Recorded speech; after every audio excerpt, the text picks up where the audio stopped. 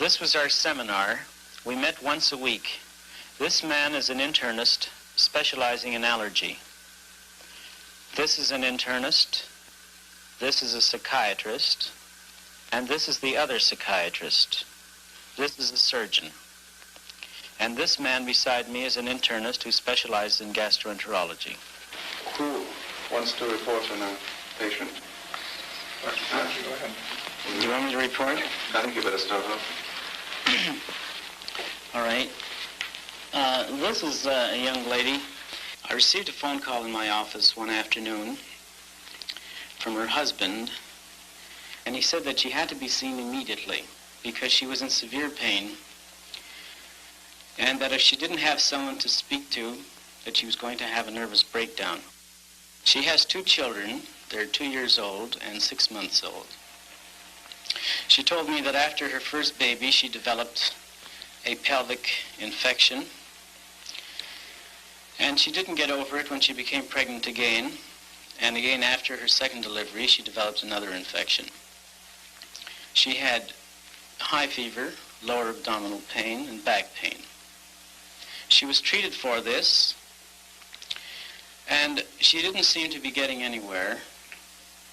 So she consulted with a gynecologist who confirmed the original diagnosis and treatment, and that was the end of that. I saw her twice, actually. The first time I saw her, I listened to her and her complaints, and I agreed with her that although she's had physical complaints, and she has physical pain without any doubt, that her main problem now was on an emotional level. Just about 6 months ago, everything started to collapse. I was very weak. I even when I prepare a meal now, after I've prepared it, I can't eat it. I shake terribly. I have to lie down. And I scream at the kids, of course, and cry an awful lot. And I give my husband a bad time. The minute he comes in, I have the supper ready. I have to go and lie down after it. He has to take care of the children. It's threatening our marriage because things have got very, very bad. Mm-hmm. We quarrel terribly, and when I wake up, I'm exhausted. I pull myself out of bed. Mm-hmm. I feel I just want to lie there and sleep and let someone else do everything. In the past week, I have eaten better, but for about 2 months, I ate practically nothing. I couldn't get the food down. If I tried to eat in the morning at breakfast, sometimes I threw it up, or I felt very sick. And when you had the pain, like when you came to see me, you said that you could stand the pain, but the pain is something that you were willing to tolerate. Oh, yes. I've had it for so long that unless it's almost unbearable, I can do my work and everything with it. Mm-hmm. I've got now that I know what movements I can make without aggravating it. I know how to bend without hurting myself. Yeah. And the pain I can take, but this nervous trouble, it beats me. I can't take this much longer. Mm-hmm. After the first baby was born, I got slight infection, and my health went down. I wasn't very good physically. Then we had a series of bad luck. My father took cancer, and I nursed him for a while. Then after his second operation, he went into hospital, and he died there.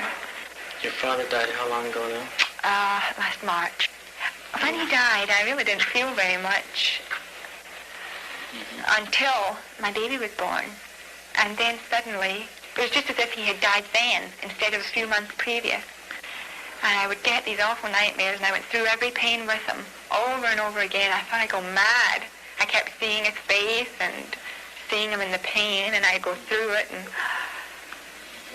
it used to haunt me, but not anymore. I'm over that now. I always found a reason for feeling the way I did, until the past few months, when there really was no reason. Then it began to worry me, because our financial troubles and all our illnesses were behind us.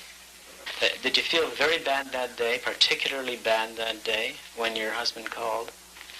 I had this slip disc, and it was paining me and getting me down. I barely slept at all, maybe an hour each night. I would get to sleep about 6 in the morning, and of course I was up at 7. And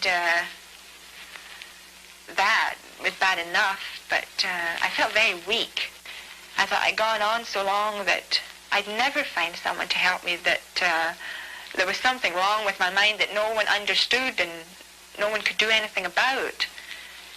I had this hopelessness that I'd always be this way. You definitely get sorry for yourself. I mean, I was getting a martyr complex. I felt like everyone was down on me, and I was carrying all the burden and whatnot, and that I was living a worse life than anyone else, which is ridiculous. But you get feeling that way, and then you get worse. You get in a horrible condition then. And I don't get out very much. I think that's a lot to do with it. Sometimes if you have friends near you, you can go out and take your mind off things. I can't control my 2-year-old. I can't control her. It's impossible. And I feel it's because I just don't have enough willpower to do it. I don't have the strength of mind to stick it out. She knows my weaknesses, and she knows how far she can push me, and then I have to give in. I feel so defeated. And weekends I mostly spent lying down. I'd stay in the bedroom in bed. Often in the mornings when I look ahead at the day that's ahead of me, I have a lot of work. I have a lot of things to do and a lot of things to take care of. Well, I get in a panic. I think, I can't do it all. I'll never be able to manage it all by myself.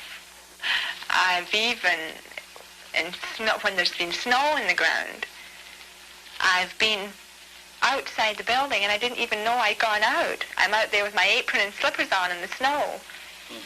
Something sort of makes you want to run away from it all. And it has to have a physical outlet then, does it? Yes.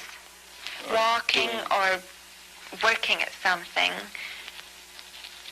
Like sometimes I'd start to scrub away at the floor or something, and if you don't do something like that, if I didn't do something like that, I ended up pulling my hair or pounding on a wall or shredding a handkerchief, ripping it into pieces. Well, I'll tell you what I felt a lot. I felt like I had no feeling. I sort of sometimes felt I was just a body doing everyday things, but there was no feeling in me. I couldn't feel anything. I couldn't sort of feel love for the children or my husband. When I looked at them and played with my children, I didn't feel any love for them, and yet I didn't hate them. I just felt nothing. And when you talk to anyone about nerves, you say, oh, my nerves bother me or something like that, I find the average person seems to think that you should be able to pull yourself out of it by yourself. You think, oh, well, you just have to pull yourself out of that depression. Look on the brighter side of things. And I found that I would go to bed at night and I'd vow to myself that the next day would be different, that I wouldn't get upset and I wouldn't let things bother me, and I wouldn't be depressed. And the next day comes and a couple of things go wrong and you're right back where you started, and then you feel such a failure. How did your husband react to these things? He couldn't understand it. Well, I don't think anyone could, apart from someone in the medical profession like yourself. This girl just hasn't had an opportunity to speak to anyone. She had been treated strictly on a physical basis. Well, her reaction, her depression, her anger, and all these other things that we've heard about are not necessarily in keeping with her physical condition. It's going to be very difficult. Sure, there is enough there, which is obviously emotional in background and depression in content, if you wish.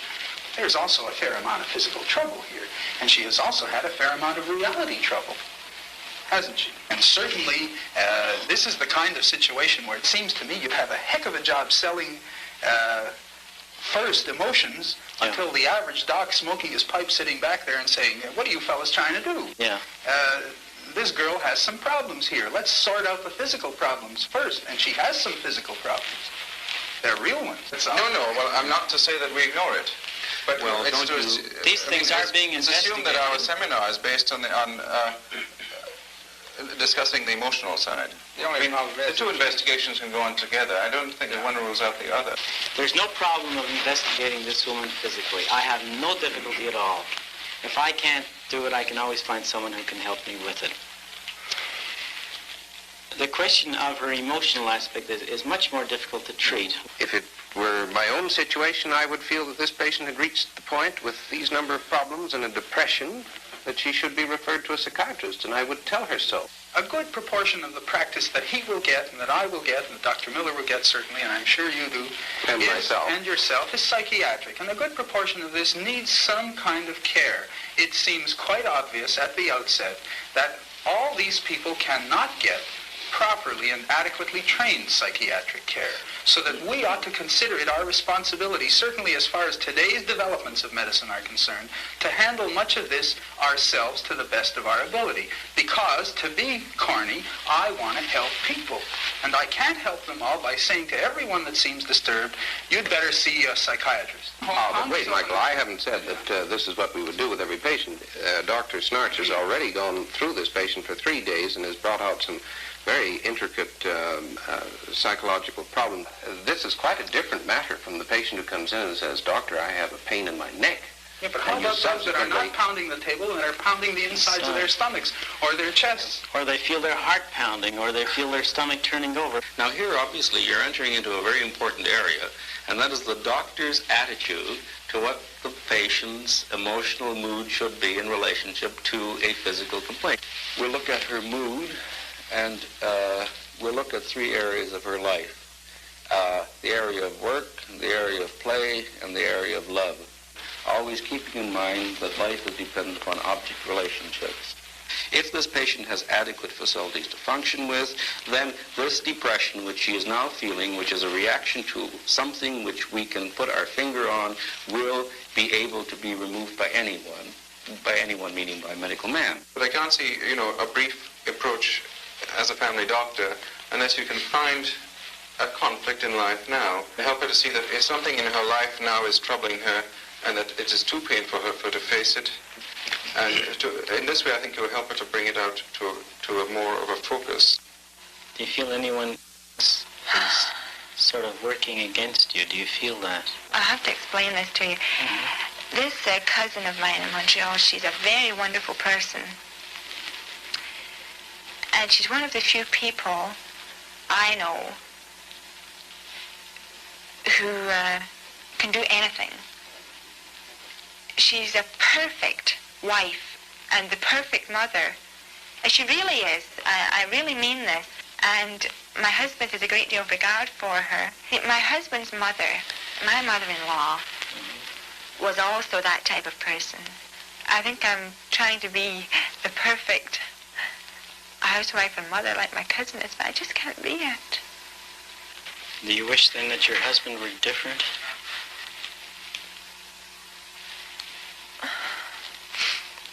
Well, nobody's perfect. I mean, I think maybe I wish that he'd give me more credit for the few things that I do well. I mean, there are some things that I do well. I'm a good cook. I've worked hard at that. When you first met him and when you were engaged, did you have the impression also then that he was more or less a fellow who likes things just so? Well, as I said to you once before, our backgrounds were so different that I was brought up sort of rough and ready. Mm-hmm. And I hadn't been taught all the best manners. And when we first met and when we got engaged in that, when I was with him and his family, I did feel very inferior. Mm-hmm. Because I'd led a completely different life from them. My worry when I was young wasn't my manners, it was getting enough food to eat and things like that. But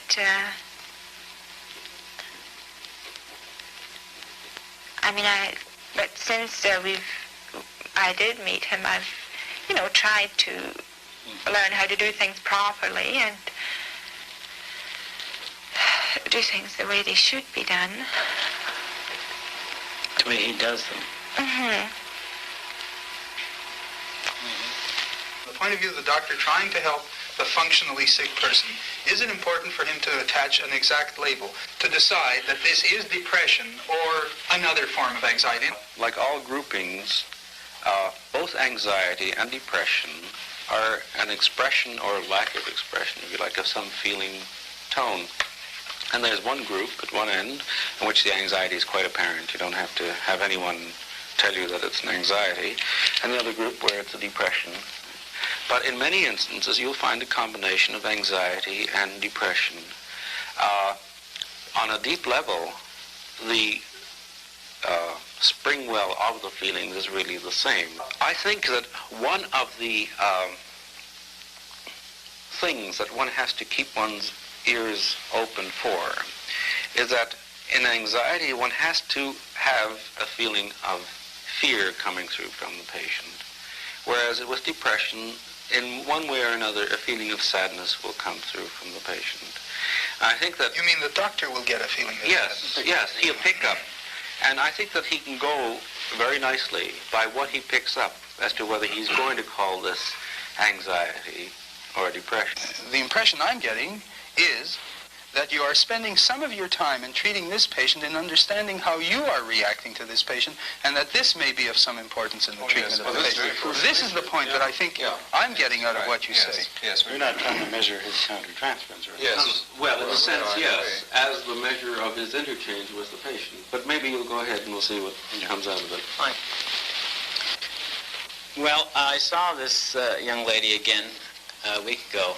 She said she felt a hell of a lot better, that she didn't need any pills, she was sleeping without any sedation, and that things were wonderful,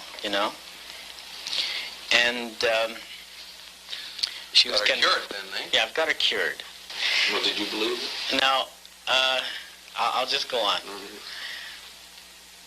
Now, she said also that she'd, for the first time since she's married, she was able to talk to her husband freely and tell him how she felt, and that they both felt better for it. Now, what got me is this. No, I didn't believe it.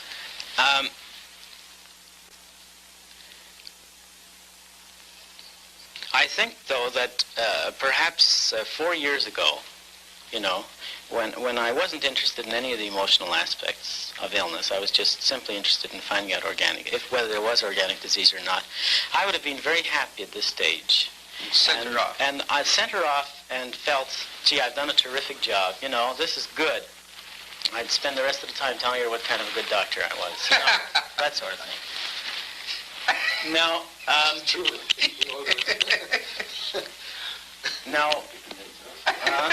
don't have to convince you. Once you start converting her to the emotional field, what, is going on between her and her husband, whatever problems in life, the symptoms tend to disappear as the emotions get brought out and expressed more freely. Now, the thing about it, though, of course, this was unrealistic. And I thought that, of course, that we have to go on. The other thing, though, I felt is that there was some resentment, I think, on part of the patient to go on. It was obvious that she was blocking me, that she wasn't volunteering any more information. In other words, I'm feeling fine. Let me get out of this. I had to ask some questions in order to get information from her. The first statement she makes when she comes in is everything is wonderful. I don't need anything. We're getting along fine. And the last statement of the session is, I know something has to be done because this marriage is going to break up. The marriage is at the point of breaking. Is it our business to break up marriages? Or Well, what? that's of course one of the fears. And that's This is good. one of the That's fears. one of That's the the fears. fear there. Yeah, It real seems to me fear. that once you start expressing your resentment, I mean, the whole idea is not just to get her to explode at her husband. I don't think it's any solution. It seems to me in the long run, we want to help her and her husband, both of them, to be able to be more open, more frank, and not to get into these messes where they're mad at each other. But this is the whole idea, I think, in the long run is they may go through storms in treatment. It often happens, but in the end result is that they don't get angry at one another because they're telling each other what they feel. I mean, you replace anger and frustration by self-expression. Well, I was a little, and I am a little fearful about going on, and perhaps I recognize that there's a lot of hostility here and a lot of anger on the part of the patient. You finally come to the point where the physician has to look into his own feelings and use them in order to understand the patient. You know, we have our sessions, and then we get together in a group, and some of the other doctors have their patients as well, and then we discuss common problems. Yeah.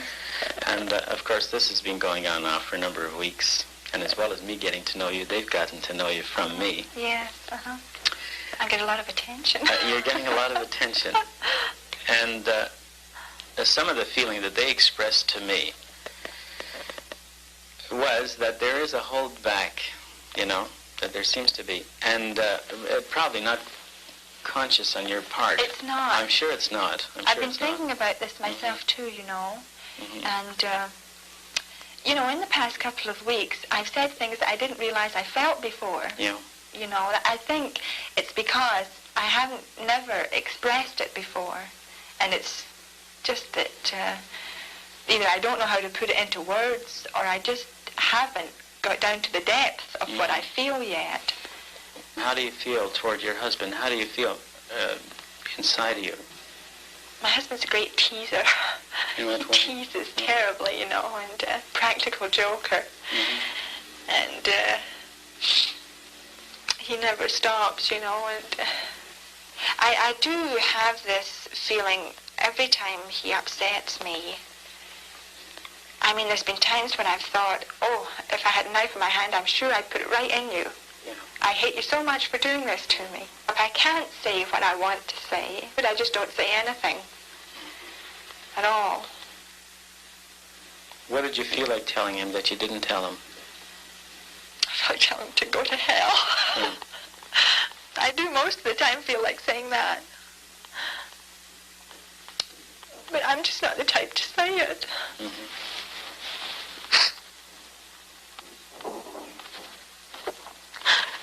I just can't speak to people like that. You've been angry for so long. Yes. And why do you pound at the wall? Well, I know I've got to take it out in something, so rather the walls than me than the kids. I'm always afraid that I will hurt them. I mean, there have been times when when the 2-year-old deserved a good smacking. Yeah.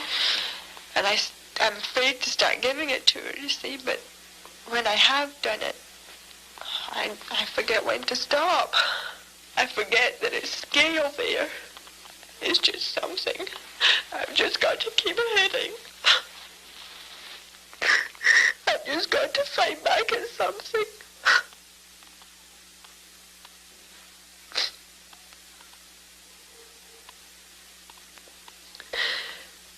Just have to take it out on something. And you can't take it out on your husband, can you? I don't know how to fight back. Nothing affects him. Even when I said I was going to leave him, it didn't seem to affect him. He just said, all right. Maybe it's better all around. Do you think you really wanted to go, or you were sort of just testing him out? I think maybe I just wanted him to tell me how much he wanted me to stay. And it didn't work? No. I don't understand him. But I think you have to understand yourself. I don't even understand myself. I know you don't. You see, you may be able to react in a much more effective way if you did understand yourself. And like the patient who has an ulcer, you have a depression. It's you who has a depression, not your husband. Do you understand? Yes. Do you get the impression that he's a skunk? The impression I get is that he's a skunk. Sure, we're not concerned with whether he's a skunk or not. She just uses everything to, well, not so much. She's using everything to show how bad she is and how inferior she is. And now she's saying it's he who's teasing me. And all that's doing is reinforcing her own feeling that she's not worth very much. How she made him into this hateful beast. How did she make him into this? Or was he always like this? I don't know. But what's the percentage from her that makes him this kind of guy? Mm-hmm. In other words, surely they both love one another too, and that's not there right now. She's so angry she can't see it. But she must contribute to this in some way too. And this hurts even more. Maybe his only weapon then is the teasing. Maybe this is part of their interchange. To keep his manliness. To keep his manliness, yes. What did you think after you left the session here last time? Or what did you feel? I just kept thinking about, what I'd been saying about my husband, and about him upsetting me and everything. Do you think that you could be upsetting your husband? He says I do. He says you do. Well, do you think you're consciously sort of pushing him away, or? I think I do, because I don't like him to, even when we're sitting watching television, I don't like him to put his arms around me or kiss me or anything. I don't like that with him anymore. When I first got the infection, I thought it was because of that. But there's really no reason for it now.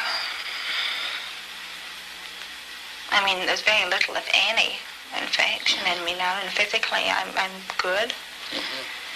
But there just isn't any sexual feeling. And that's gone on for 2 years. Since the first one was born, just over 2 years now.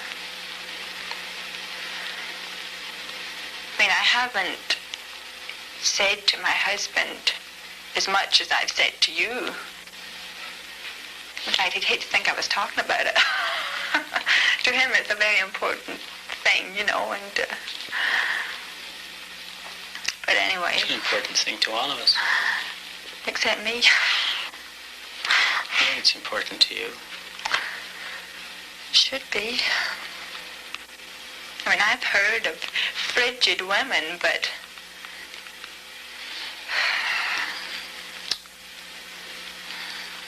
I really take the cake. If there's a physical reason for it, tell me, please. Be so simple again. You'd like to have a simple way out. Sure I would. So would I, but there isn't.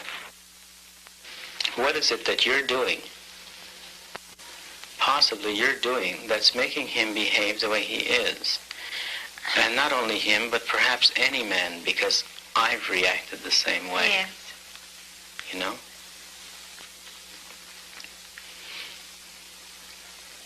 And I'm just thinking whether it isn't, for one thing, this feeling that you have of inferiority. And I don't know how you're showing it to him, like you've been showing it openly to me here, to the point where at the beginning you're sympathetic and understanding, but after a while it gets to be annoying. Sure, I know that. And I think to myself, why the hell does she keep feeling like That's right. Well, that's the way Gordon feels. Does he? I know he does.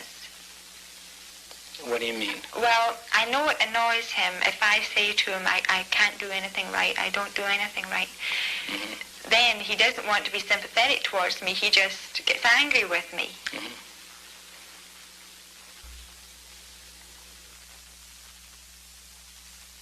I know that we could both be happier if I had the confidence in myself to stick up for myself. Now, I know that would really smooth out a lot of difficulties. if I could just get a confidence in myself, Gordon would be much happier, because no one wants to be tied to a person who feels that they're hopeless. Just as you said, at first you can be sympathetic, but then you become damned annoyed with them. Well, naturally, I can see that. That's right. Well, she felt much better at the end of the interview. She felt that she had last saw some light. She felt as though she had some insight into herself. The type of treatment we've spent so much time on is really not the only treatment available. It isn't the only approach. Is drug therapy alone ever satisfactory? If you decide to treat a patient with drugs, that's your decision, and you've made the decision on the basis of the presenting facts and factors. You can handle them or you can't handle them, and so on.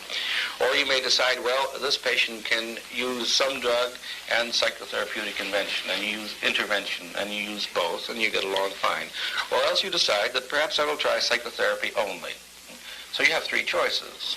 Do these drugs have a specific effect against this depression, just like penicillin might have a specific effect against a certain sensitive organism? But I don't think as doctors we should prevent the use of specific therapy. I think we have to make it quite clear that depression is both a symptom and a disease. And if you're going to indiscriminately treat depression like a symptom, then you're giving this a drug like a cough medicine. There are drugs that specifically affect depression. Depressions as symptoms and depressions as diseases. Certainly we know of certain depressions that are so deep-rooted that one looks upon them almost as physically developed, where these drugs have a very specific effect, primarily because you do not seem to be able to get in touch with the person. You're always in touch with the depression, but never with the person. Here I think we must state, for instance, that a suicidal patient must be taken seriously. One must, because they talk about it, there was once a statement made, used to be held, that if somebody said they wanted to commit suicide, that they wouldn't. But this is not true. Now we feel that there's a large group of individuals who can be treated psychotherapeutically by non-psychiatric physicians in the way in which we have attempted to deal with here and dealt with successfully. If in the process of a period of time you find that this patient wants something from you, and what they want from you is words, but you can also give them drugs, then the drugs, in a sense, becomes not only a help in themselves, but also becomes a substitute for giving something. And if you're going to carry this patient over a long period of time, drugs will be very useful. If you can't expend the time, if you are not willing to deal with the patient, and in some instances where the personality is so rigid that even the most expert of psychiatrists will not make too much of a dent in the patient's personality. And how about sleeping at night? Do you take the little capsule? Oh, no. I only took the one prescription of those. You haven't taken any I haven't had those, I guess, about 3 weeks. Good.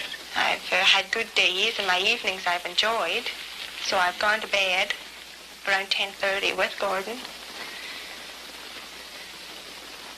And before, with me having been sitting up at night, he gets up at 6, and I'd be dead to the world when he got up. He'd get up and go out, and I wouldn't even see him, you see. Yeah. But now, I wake up at 6 with him, and the four of us, the whole family has breakfast, and it's so different, We're more like a family. Was it normal in bed, too? Was it normal? Yes, and Gordon and I are more like man and wife again. I can't say that I've suddenly felt I've fallen in love with him again, but I do feel warmer towards him. I've been able to get through mountains of work I could never do before, and I don't even feel tired. And I'm still as cheerful and bright through it all. And with the kids, I'm in a good humor with them most of the time, and it surprises even me. I thought that Gail had been a little more contented the past few days, and this may be purely coincidence, but suddenly, right out of the blue at the weekend, she wanted to go to the bathroom. She wouldn't wear her pants. She just came to me and said, "Mommy, I want to go to the bathroom." Ha! You could have knocked me over with a feather. The feeling that I had the last time was that it's important for you to express yourself. I'm frank with him, very frank now. I mean, I even have told him about that I told you that I had no feeling. That's right. I'm not pretending it was easy to open up and tell him all this. No, I know. I had a few tries before I could get it out, you know. Yeah. And even when I said it, I was sort of crossing my fingers that he wouldn't, you know, thump me while I was saying it. Yeah. But I thought things couldn't have been much worse. I just thought, well, you know, I had to be frank with him, and it couldn't get much worse. And, you know, the way you and I talked, possibly this trouble is because I haven't spoken. So I just went ahead and I have told him. I said, well, do you understand? And you understand that I have to tell the doctor all this? And he said yes. And the more we talked, the better he understood it. You know what's going to happen if you don't express yourself, don't you? I mean, this is just going to work inside of you. Yes. You'll be taking it out of yourself, which is the worst possible thing you could do. That's what I was then thinking. You're going to get depressed. So I thought, I'll just get it out of my system and just yell at him when he yells at me, you know. And a couple of times I did it at the weekend, and it blew over. And I think that's the most natural thing to do. both of us have said what we wanted to say, and then one of us, or both of us, has made up. But it probably was only a couple of weeks ago that I said I didn't look into the future because I couldn't see anything. And yet now, I'm not trying to look into the future. I just naturally am thinking about the years to come. So the impression, all in all, was that she was better. Certainly sounds like it. I must say that several weeks ago I didn't think this girl would really get better in this short a period. I thought that she was far too sick. I don't think it would have worked if I'd seen this gal for the first time in the office, you know, just once, and said to her, be yourself. I mean, as Mickey put it, you just say be yourself, and she can't be herself. But after all, I have a lot of information about this woman, you know. I've gone through a lot of her experiences, more or less, with her. And I feel that this gal now is functioning in her family. That's the aim as far as I'm concerned in practice. I didn't Isn't really what you break achieved? into Isn't anything. really what you achieved an ability to relate to her husband for the first time in perhaps in their whole marriage? Yes. So the thing that concerns us here is that you achieved a result, you're satisfied with the result, but much more important that you recognize what went into the achieving the result and how much of this you can use subsequently, because she'll be back. No, I'm sure she'll be. I'm sure she'll be back. We've reached the point at which, you know, perhaps we diverge in the handling of the patient.